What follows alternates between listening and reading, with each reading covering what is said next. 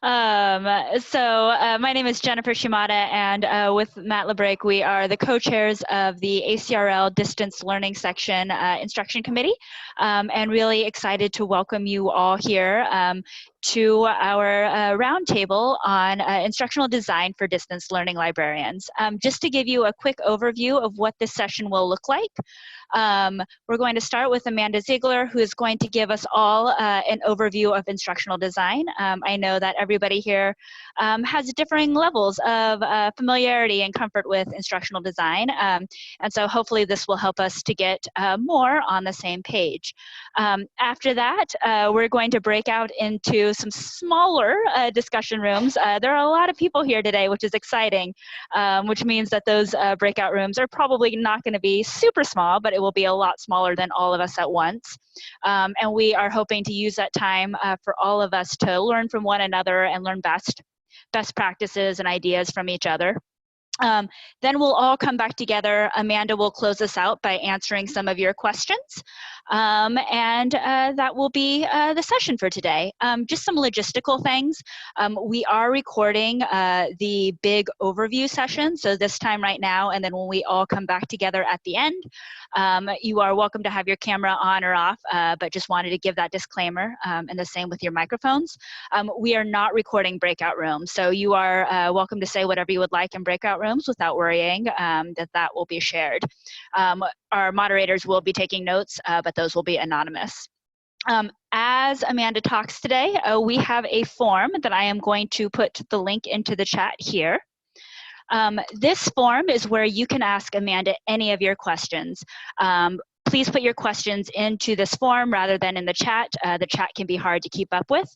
And while we are all talking in breakout rooms, Amanda is going to go through the questions in this form and make sure every single question gets answered. And if she does not have time during breakout room, she will do that later on. So the nice thing about this form is that as many questions as you have, as many people as have questions, we will get all of those answered. So I think that is all of the logistical things. So I am very excited to welcome Amanda here to kick us off with an overview of instructional design. Thank you, Amanda. Yeah, absolutely. And thank you guys for hosting this discussion. I'm really excited to see just all of the different things that everyone's going to bring to the table to talk about as far as instructional design, because I do think exactly what you said, Jennifer. We all come to the table as librarians with different levels of familiarity with instructional design. And I don't know about all of you, but it was something that was not covered at all in my MLIS program. So it was something that I had to explore and learn on the job. And so the things that I'm going to share with you today are things that I learned,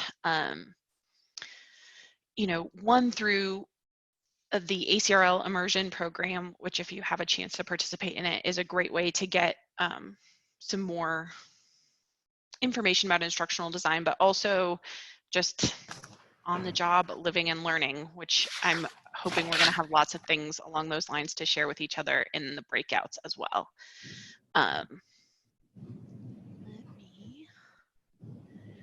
So the framework that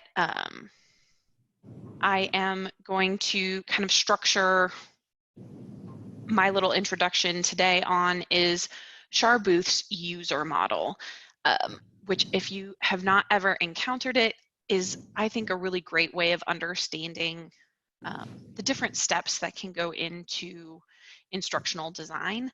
And the book where Shar really lays this out is Reflective Teaching, Effective Learning, Instructional Literacy for Library Educators. And it's a fantastic, much more in-depth look at this model. So if you want to dig deeper after kind of walking through this today, definitely check out Shar's book. So user is obviously an acronym because we're librarians, so we love them. And the acronym is understand, structure, engage, and reflect. So what I'm going to do today is just touch briefly on each of those 4 aspects and how working in a distance and online environment, we can interact with this model, and some things that are good to keep in mind as we're working through any kind of instructional design in the environment that we all work in. So the first step in the model is understand. And obviously, when we think about understanding, we're talking both about understanding the situation that we find ourselves in as distance and online librarians, and also the actual problems, both general and specific, that we're encountering. So when we're looking at identifying those problems, it's a really good idea to take the time to think through not only what are the strengths and weaknesses of your particular online or distance environment that you're working in. You know, do you have issues with connection with students? Is there an issue with getting stakeholders to buy into the type of instruction that you're hoping to offer? Is there a particular assignment or issue that crops up again and again? What is the, you know, identifying the problems both large and small, and those can be everything from, you know, institutional support to not having the right tools. Perhaps you have an issue getting access to the LMS. And beyond just problems, you also want to think about what are the strengths of the situation at your institution? What are the opportunities that you have? Where are you most able to establish a connection with your learners, with faculty members and other stakeholders? And really think about the individual sort of things that you can bring to the table as part of the environment that you're working in. I know that, you know, everyone's situation at each institution varies, and while we all share a lot of commonalities with maybe some of the issues that we encounter or the struggles that we have working with distance and online students, each of our institutions also has, you know, some real opportunities, and you know best what's going to work for your students. You also know, you know, maybe you have a really great opportunity to work with a graphic designer at your institution, or to utilize video, or you know that your students are used to meeting synchronously via Zoom, so you know that that is something that they are going to connect with because it's something they're familiar with.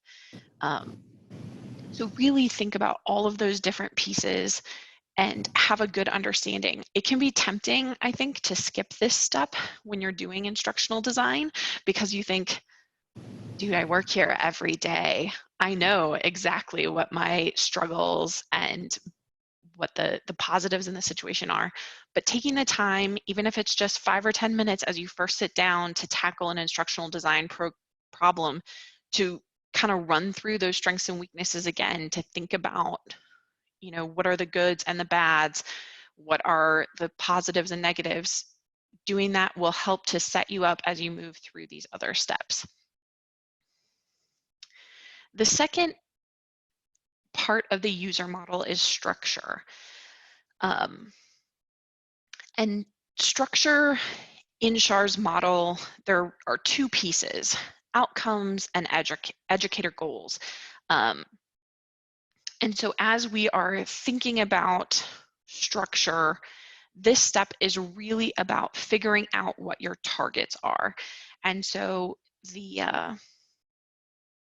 thing that is interesting about instructional design, and I think this happens maybe even more in an online or distance environment than it would with like a traditional face-to-face classroom one-shot, is that we may spend a lot of time designing something really beautiful.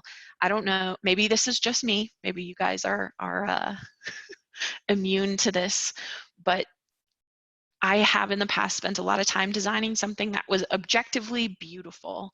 You know, it had videos and captions, and it was walking the students through, and it was engaging, but it didn't target what I was actually hoping to accomplish, what I needed the students to learn, and the skill that I needed them to build. So just like all of these arrows in this picture are great arrows, they're all super functional. If they are not hitting the target that you need to address with whatever it is that you're designing, then it doesn't matter how beautiful your graphics are or how engaging whatever you put together is, because it's not going to address the need that the students have. So that's what this structure step is really about, is figuring out what exactly is the target, what do we need to accomplish so that we're not wasting our time. So as part of this step, you want to dive in and clearly identify your learner outcomes. If you aren't familiar with Bloom's taxonomy, those verbs can be very helpful, and you can just Google and get a whole list of them if your institution doesn't have a list that maybe are tied to learning outcomes in the courses. And you can look at those and kind of give yourself an idea of what exactly am I hoping that the students are going to accomplish from whatever you're designing.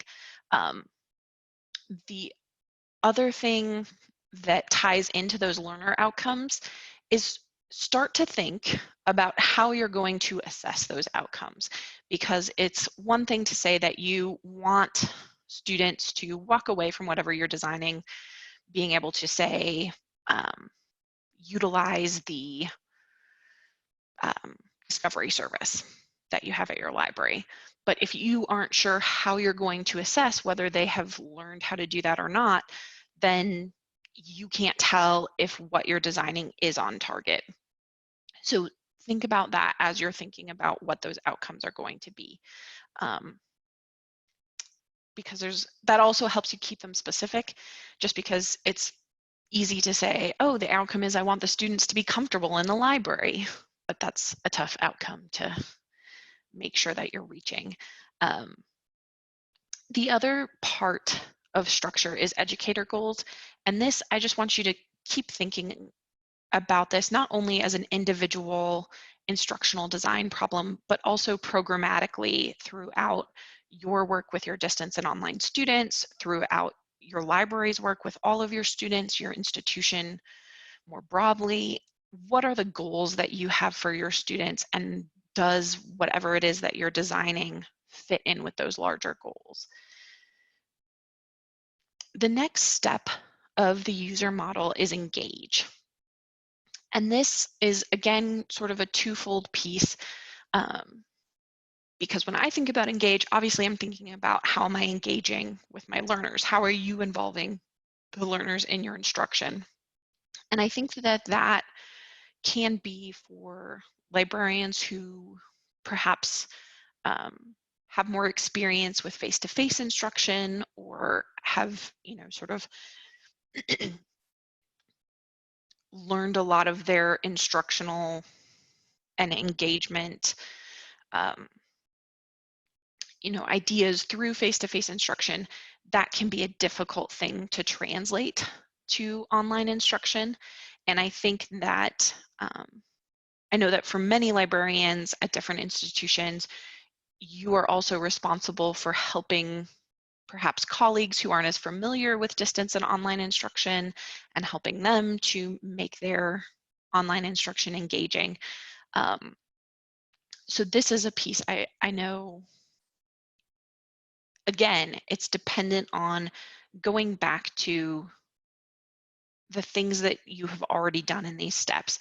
You understand your situation and what you need for your users.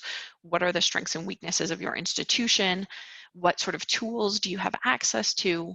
What tools are your students familiar with? And also looking at those learning outcomes that you've set. What is going to meet those needs for that student? What's going to get you to the target? So during this engage step, you're going to try and choose, the right venue and tools. Are your users easiest to reach if you're engaging with them in your learning management system? Do they come directly to the library homepage when they're looking for something? Is there some other online or distant space that you have to reach out to the students? Is whatever you're designing going in within a particular context? Perhaps it's part of an online student orientation, or some other for credit or not for credit course that's being designed separately and delivered separately from regular subject instruction within your LMS. So think about what tools are going to work best in the context that you're working in. Think about what familiarity do your students have with the tool. Is it a situation where you want to take some of the cognitive load that they're going to be applying to the issue and share that with them also learning a new tool? Or do you want something that they're going to already be familiar with?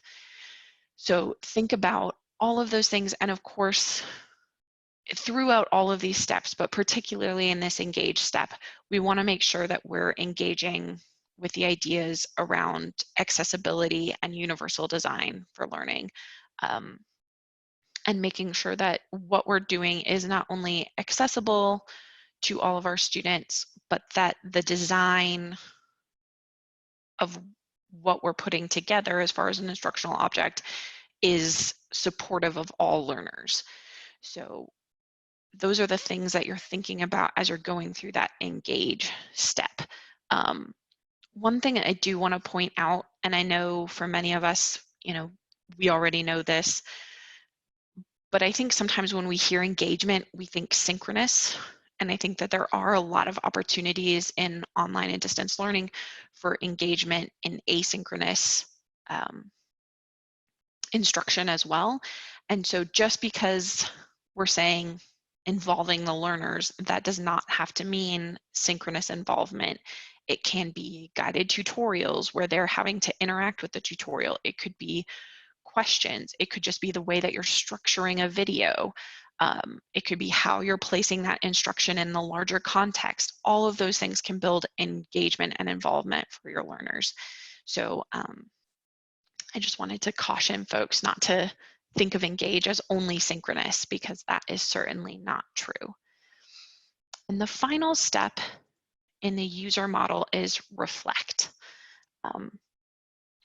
And we talked a little bit in the structure section about thinking about what those assessment opportunities are for the outcomes that you're looking at.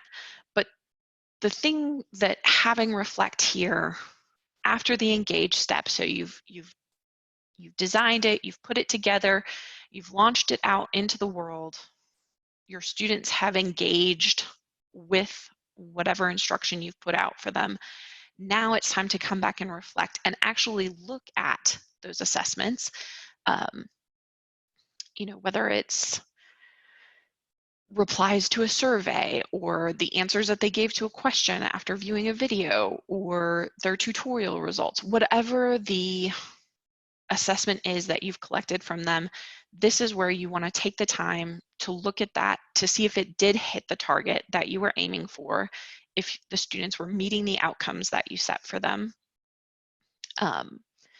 and how that is not only for this one discrete piece that you're working on, but also looking at are the outcomes that they're reaching through this particular piece of instruction part of that broader programmatic look that you want to have at what you're doing in your library and in your institution. The other great thing I think you can take the opportunity to do with Reflect is to revise and reuse. I think that that is one of the really great pieces of online instruction from my point of view. I don't know how many of you have done, dozens and dozens of face-to-face one-to-ones, or face-to-face one-shots during a semester, and you're repeating the same thing over and over and over. And one of the great things with online instruction that I really love is that I can use that same content without having to take the time to repeat it in my hour-long one-shot. so revise and reuse the content that you have. It may be that you find that you need to make some revisions in order to have the impact that you want on the student learning outcomes. It may be that you're saying, hey, this is really successful. How can I adapt this and use this with other programs and other classes to target it to perhaps graduate students instead of undergraduate students? So take the time to reflect and revise and reuse there. And the other thing that I want to encourage you to do, and I'm hoping that you're all open to it since you're here at this discussion, ready to participate in a few moments, is to share with your colleagues. And there are a lot of opportunities for us to do this, whether it's submitting things to Merlot, the framework, the ACRL framework sandbox. There are lots of places for us to share our online instructional materials with our colleagues, just like we're going to share in the discussion in just a moment. And I think particularly if you feel maybe a little bit isolated in your current context at your institution because you may be one of the only librarians who's really focused on distance or online students, taking that opportunity to share with your colleagues can not only broaden what you're able to bring to the table for your students, but it's also really helping out your colleagues who may be in the same or similar situations at their institution. So that is all that I have to say today.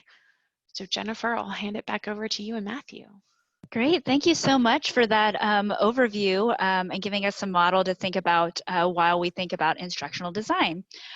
What we are going to do in just a minute is break out into 7 different breakout rooms, each led by a member of the DLS Instruction Committee. We all have moderator on our names, and they will also introduce ourselves when we get there. It is super helpful if you have a microphone and a video for this portion, but not required. You are able to participate in chat as well. And then we will come back at around 11:50, and Amanda will answer questions, so feel free to continue to ask questions through that form as your discussion goes on if there are questions that your entire group cannot answer or you want Amanda's perspective on. And we will come back together then to close out. So Matt is going to put us into our breakout rooms. To join the breakout room, just click join on the little pop-up button that comes up, and we will see you there.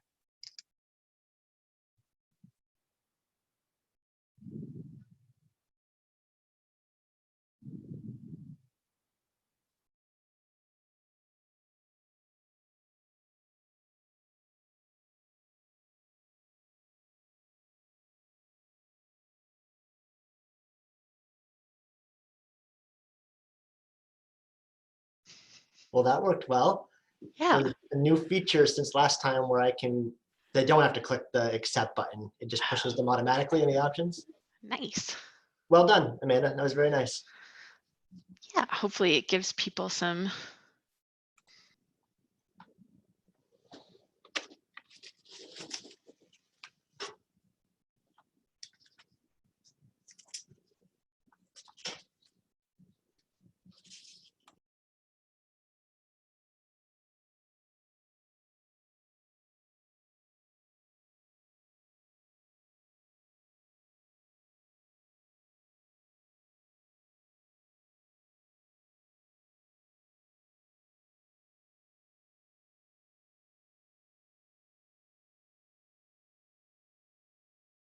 Welcome back, everyone. Sorry to anyone who got cut off as you were talking, but I'm glad. Hopefully you all had some really good discussions. As a reminder, Matt, I think, going to record this last part of the section as well. Oh, we are recording, I can see. And so just keep your videos or microphones on or off as appropriate. Amanda, do you want to answer? We've got about 7 minutes before we close out. Any really interesting questions that you think might be interesting to talk about full group? Yeah, absolutely. So let me just pull this up here. Probably the first question that I wanted to dive into was someone had asked, what are the ways that you evaluate learning outcomes for general intro sections? like for instance, using a discovery platform. And I think that that can be one of the harder things to tackle from an instructional design standpoint, because you may be thinking, how do I come up with that very clear outcome?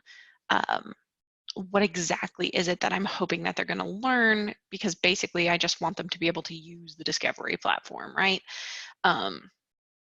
It also, I think, depends a lot on the context of how you're, you know, what is the instructional context that you're presenting this in? Is it something that is foundational to them doing an assignment in a course? Is it embedded within your LMS?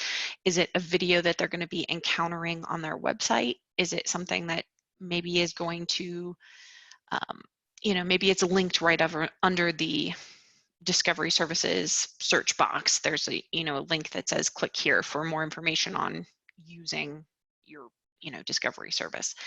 Whatever it is, whatever that context is, think about that, because that's really going to drive how you're going to evaluate that instruction. Obviously, you know, if you can tie it to a particular assignment or course learning outcome, you might be able to get data from that. But beyond that, I would say keep it simple. If you're using a tool that allows for, you know, built-in quizzes or some sort of usage statistic, you could use that as the assessment and evaluation.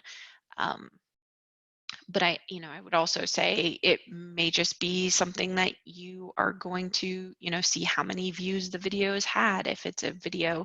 But I would say, you know, for assessing that learning piece, it can be difficult if it's kind of a general section like that. So definitely, one thing I do a lot is when I'm trying to figure out how to assess something is I will go to other libraries' websites and look and see what sort of like on the spot instruction they're offering for something, and then sort of see if they have an assessment built into it. Is there a survey at the end of it? Is there some question that the students are answering in the tutorial?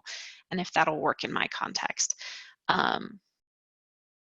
The other question that I thought was a great one was talking about engagement techniques for non-synchronous learners or asynchronous learners. And I really hope that maybe some of you got to dive into some ideas around this as part of the discussion. Personally, I really love guided tutorials, LibWizard or Adobe Captivate. But also I think videos with questions, whether it's, you know, a quiz or something that you're having them answer at the end, or, you know, questions embedded within the video where, you know, the video is going to stop and they have to answer the question in order to keep it going. Those can be great ways to build engagement. But I think discussion boards, one I've used successfully in the past, is having them share search strategies and keyword ideas. I am constantly surprised by how engaged they get on the discussion boards as far as, you know, sharing those ideas with each other. And I do think too, to remember that engagement techniques can be very simple with asynchronous learners. It may just be that you're providing them with an opportunity to submit a question at the end of what you're doing, or it may be including some personalization in a video that you're putting together to support a particular class or assignment. It might be, you know, in a kind of wall of text on a LibGuide, or within, you know, step-by-step instructions, putting in a short, you know, GIF or something that's showing them exactly how to select the filters in the database. All of those things can help build the learner engagement with what it is that you're designing. And I think there are sort of two others to tackle. One, someone had asked if I keep versions of revisions or do I rewrite and delete, and it really depends. I do think versioning can be really useful because you can see your process, you can go back to the way something once was, maybe all things old become new again in time. But I also think one thing I wanted to point out that can be very helpful is to have a master version of something that you then tweak and make more individual for a particular context. And that can be anything from, keeping the more time-intensive pieces like videos very generic, and then tailoring to individual courses or contexts with your quiz questions, or designing something in, Adobe Captivate or whatever you're using, where there's one slide that you can swap out with more tailored content. So think about that reusability piece as you're designing. And then the last one was someone had a really interesting assignment that they had talked about, and that's a database scavenger hunt that they teach every year. They have a chance to redesign the assignment, but they're struggling with how to get started. And they asked if there were any creative ideas for how to redesign the assignment. And so I would say here, again, really look at having an understanding of the environment and the outcomes, which it sounds like this person already has, but really think about, what is the point of the assignment, which filters that you're wanting to show them are most relevant in the databases, which databases are you and the instructor really wanting to highlight, and then think about how they're going to share the results with you. Are they doing screenshots? Are they answering a quiz? Is it a discussion post? I think there are a lot of cool ways of structuring clues, so that you're having them find hints to the next clue within the results that they're finding, or, even just using certain words from within a database that you're having them look at. The other thing I've done with scavenger hunts in the past is building one using auto responses. In our SMS reference platform, we used LibAnswers, which allows you to set up an auto response to certain keywords. And that was fun for students. But I think, think about how you could sort of pull them into engaging with maybe some of your online reference services. Maybe you want them to reach out to chat, and you have, all the folks who are working chat know to respond, to questions about this scavenger hunt with a particular clue. I think another way of refreshing the assignment is to tie in things to a theme, whether it's pop culture or some kind of campus event, but that can also kind of maybe give you some ideas for creatively redesigning that assignment. That was it for responses to questions. So. Great, thank you so much, Amanda. We've got one more minute, and so just to close this out, I want to say thank you to all of you for coming. Thank you, Amanda, for speaking. We will share out the recording. We will also share out notes from the breakout session, so you can see what everybody else talked about and their ideas. And please leave us your feedback about the event. We would love to hear from you, and we would love to see you at future DLS events. Have a great day, everyone. Thank you.